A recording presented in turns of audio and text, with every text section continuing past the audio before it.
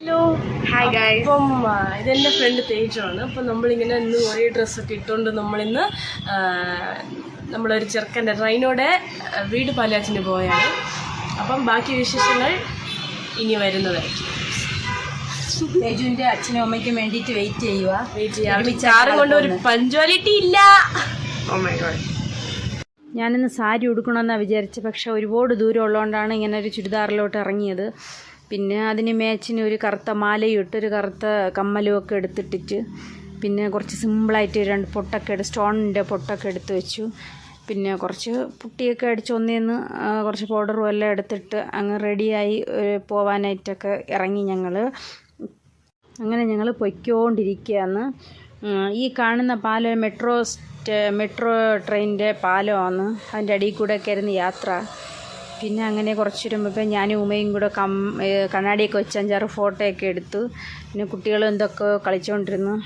ഈ വലിയ ബിൽഡിങ്ങൊക്കെ കണ്ടപ്പം എന്തോ മനസ്സിലൊരിത്, ഇത് ഈ കൊടും കാറ്റ് മഴയിൽ ഇതെങ്ങാനും പൊട്ടി വീഴുന്നാലോ എന്ന് എൻ്റെ മനസ്സിലൊന്ന് തോന്നി. ദൈവമേ, അവിടെ എവിടെയെങ്കിലും ഞാനൊക്കെ ഇരിക്കുകയാണെങ്കിൽ എന്ത് ചെയ്യുമായിരിക്കും അവസ്ഥ എന്നൊക്കെ ഇങ്ങനെ ചിന്തിച്ച് അങ്ങനെ വീടെത്തി. അങ്ങനെ അവരുടെ വീട്ടിലേക്ക് കയറി. അവിടുത്തെ കുഞ്ഞിൻ്റെ ബർത്ത്ഡേയും കൂടെയാണ്.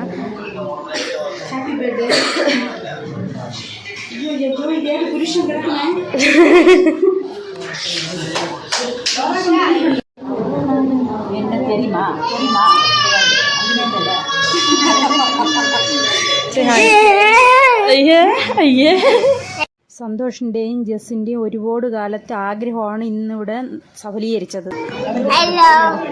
ഹലോ, ഐ എം രജനീകാന്തോ? അമ്മ രജനീകാന്താണെന്ന്. അയ്യോ, ഇന്ന് രജുവിന്റെ ഹാപ്പി ബർത്ത്ഡേ ആണോ? അയ്യോ, നാണ പറഞ്ഞടാ.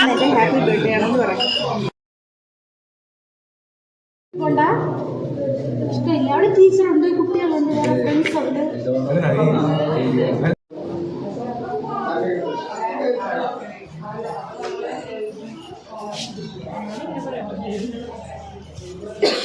അവരെത്തിയാ? എല്ലാവരും വന്നോണ്ടിരിക്കുന്നു. Swimming pool, infinity swimming pool.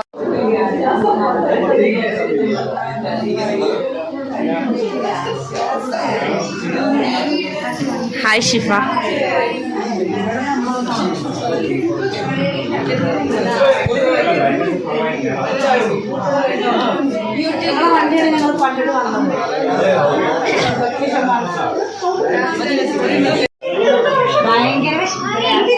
നിന്റെ മോനില്ല, ഇനിയോ നാട്ടിലുള്ള ഇവിടെ വരില്ല. നിങ്ങളുടെ പോകണ കുറച്ച് പാട്.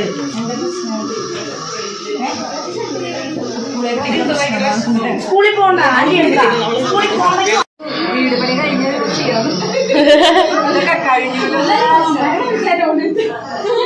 അതിന്റെ കൈകൊണ്ട് കുത്തിയത് നമ്മൾ വന്നോണ്ട്.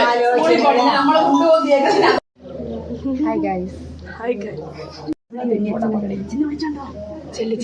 എൻ്റെ വീട്ടിലെത്തിയിട്ടുണ്ട്. കുറച്ച് ദൂരമാണ്, സർജാപുരയാണ് വീട്. ഞങ്ങളെല്ലാവരും കൂടെ ചേർന്നൊരു ഫോട്ടോയൊക്കെ എടുത്ത് കഴിച്ചിട്ട് ഇപ്പം നമ്മൾ തിരിച്ച് വീട്ടിലോട്ട് പോകും. അതിനുമ്പോൾ ഒന്ന് എൻജോയ് ചെയ്യാൻ അപ്പാർട്ട്മെൻറ്റ് വ്യൂസ് ഒന്നും കൂടെ. അപ്പാർട്ട്മെന്റ് വ്യൂസ് ഞാൻ കാണിച്ചു തരും. ഓക്കെ, അങ്ങനെ ഞങ്ങൾ അവിടെയൊക്കെ ഒന്ന് പുറത്തൊക്കെ ഒന്ന് കണ്ട് കുറേ ഫോട്ടോയൊക്കെ എടുത്ത് കുറേ വീഡിയോ എല്ലാം എടുത്ത് അവിടെ നിന്ന് സമയമായി. ഫുഡൊക്കെ കഴിക്കാൻ താഴെ പോകണം.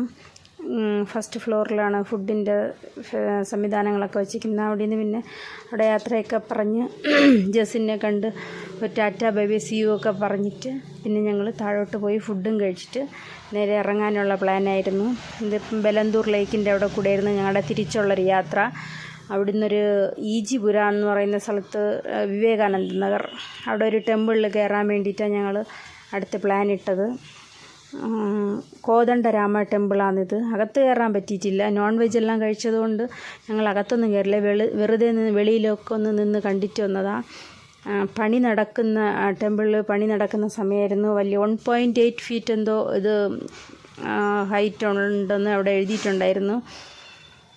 പിന്നെ അങ്ങനെ അതിൻ്റെ തേരും കാര്യങ്ങളൊക്കെ കണ്ട് 2 സൈഡിലും കച്ചവടക്കാരും കമ്മലും മാലയും അതും ഇതൊക്കെ വെച്ചിട്ടുണ്ടായിരുന്നു. എൻ്റെ കണ്ണൊക്കെ അങ്ങോട്ടായിരുന്നു. ദൈവത്തിനെ കാണുന്നതിനെക്കാട്ടും കൂടുതൽ കണ്ണൊക്കെ പോയത് മാലയും വളയിലോട്ടൊക്കെ ആയിരുന്നു. പിന്നെ ഞങ്ങൾ അവിടെയും കുറേ ഫോട്ടോ എല്ലാം എടുത്ത് കുറച്ച് അങ്ങനെ സംസാരിച്ചൊന്ന് കറങ്ങി. ഭയങ്കര മഴ വരുന്നൊരു സമയമായിരുന്നു. ഇനി ഞങ്ങൾ തിരിച്ച് വരാമെന്ന് കരുതിയത്. അങ്ങനെ നടന്ന് തിരിച്ച് വരുന്ന യാത്രയിലെ വഴികളിൽ ഒക്കെ ഉള്ള ഈ അമ്പലത്തിൻ്റെ ഉള്ളിൽ കയറാൻ പറ്റിയില്ല. അതൊരു വിഷമം ഉണ്ടായിരുന്നു. പിന്നെ ഞങ്ങൾ തിരിച്ച് നടക്കാൻ തുടങ്ങി. 5 മണിക്ക് മുമ്പേ വീട്ടിലെത്തണമായിരുന്നു. അതുകൊണ്ടായിരുന്നു. പിന്നെ ഇത് കച്ചവടക്കാരൊക്കെ ആയിട്ട് അങ്ങനെ ഉത്സവം എന്തുകൊണ്ട് പിന്നെ ഇവർ രണ്ടുപേരും കൂടെ കണ്ണാടിയൊക്കെ വെച്ചൊന്ന് പോസ് ചെയ്ത് കുറച്ച് ഫോട്ടോയൊക്കെ എടുത്ത് ഞങ്ങളും തമാശയൊക്കെ പറഞ്ഞ് തിരിച്ച് യാത്ര ഇങ്ങോട്ടാക്കി. പിന്നെ അങ്ങനെ ഞങ്ങൾ ഒരുപാട് ദൂരത്തെ യാത്ര കഴിഞ്ഞ് 5 മണി ആവാറായപ്പോൾ നമ്മുടെ വീട്ടിലെത്തി. ഇന്ന് ഇത്രയേ ഉള്ളൂ. ബായ്.